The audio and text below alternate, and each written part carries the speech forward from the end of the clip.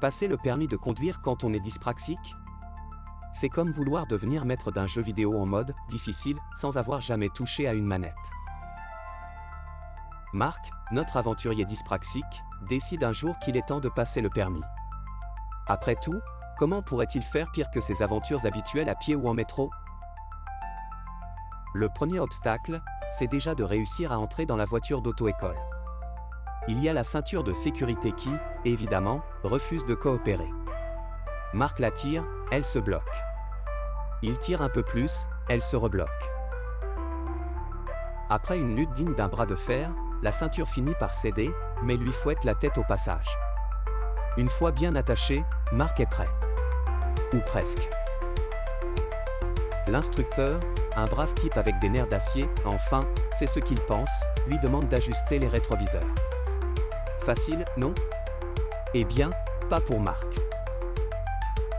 Après 3 tentatives, il parvient à les régler, mais l'un des rétros est maintenant orienté vers le ciel. Bon, on va faire avec. Le moteur démarre. La première épreuve. Passer la marche arrière pour sortir du parking. Simple, mais dans le monde de Marc, chaque geste est une aventure. Au lieu d'enclencher la marche arrière, il réussit à allumer les essuie-glaces. Il pleut pas, mais bon, au moins, ça fonctionne. Après quelques secondes de confusion, et un petit rire nerveux de l'instructeur, Marc trouve enfin la bonne vitesse et commence à sortir. Lentement. Très lentement. On pourrait presque croire qu'il fait un créneau, sauf qu'il est juste en ligne droite. Sur la route, c'est le slalom permanent, pas parce que la route est sinueuse, mais parce que Marc est légèrement en mode « je me concentre tellement que j'oublie d'aller droit ».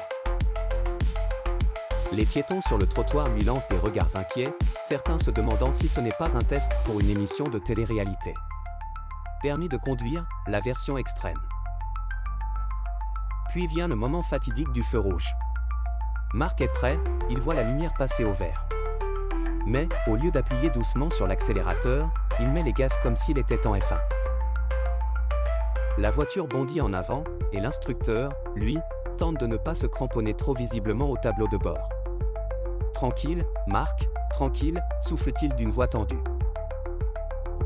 Arrive ensuite le cauchemar de tout conducteur débutant, le rond-point. Pour Marc, c'est un peu comme un manège de fête foraine où il doit essayer de sortir au bon moment.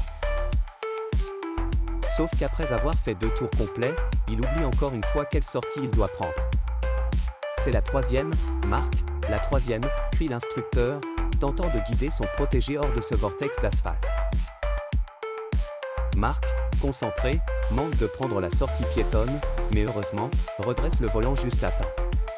Un miracle. La leçon continue, et après quelques feux, des stops abordés avec une légère panique, le pied qui tremble, c'est un classique, Marc finit par réussir à garer la voiture. Enfin, garer est un grand mot. Il est à moitié sur le trottoir, et son instructeur, désormais un homme fatigué mais vivant, descend de la voiture avec un soupir de soulagement.